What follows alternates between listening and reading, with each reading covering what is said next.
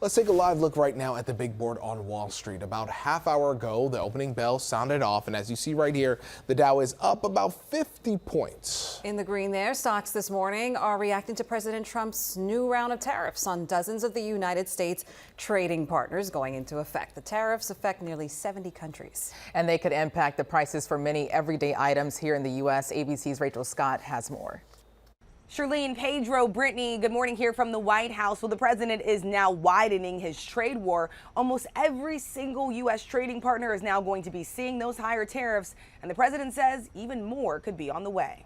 After months of pauses and extensions, overnight, President Trump's punishing new tariffs finally snapping into effect. More than 90 countries now facing tariffs ranging from 15% to as high as 41%, while almost all imported goods remain subject to a 10% tariff. Those tariffs will be paid by companies, but economists warn the costs may be passed on to consumers. Experts warning Americans could now face higher prices on everything from electronics and toys to clothes, furniture, cars, and produce.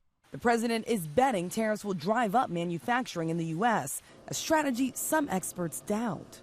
Under the Trump administration, we're doing everything possible to make this the best place on earth to build a factory or grow businesses. Tech giant Apple responding to the president's demands. Trump standing side by side with the company's CEO Tim Cook in the Oval Office, touting Apple's new pledge to invest an additional $100 billion in U.S. manufacturing. Apple now saying it will use glass made in Kentucky on iPhones and watches. This is a significant step toward the ultimate goal of ensuring that iPhones sold in the United States of America also are made in America. But the company is stopping short of giving the president what he really wants, iPhones fully made in the U.S. Experts say it's not realistic to make an iPhone in America because of lack of infrastructure, workforce, and supply chain.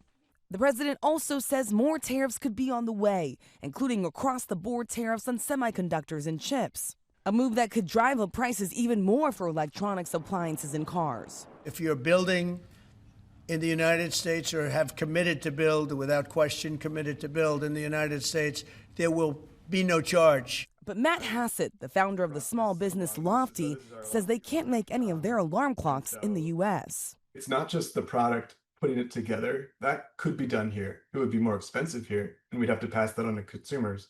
But there's no network here for all these suppliers of these components. And as the president attempts to turn up the heat on Russia, he says in the coming weeks he will now be doubling the tariff on India, raising it from 25% to 50%. He says that's punishment for the country continuing to buy Russian oil.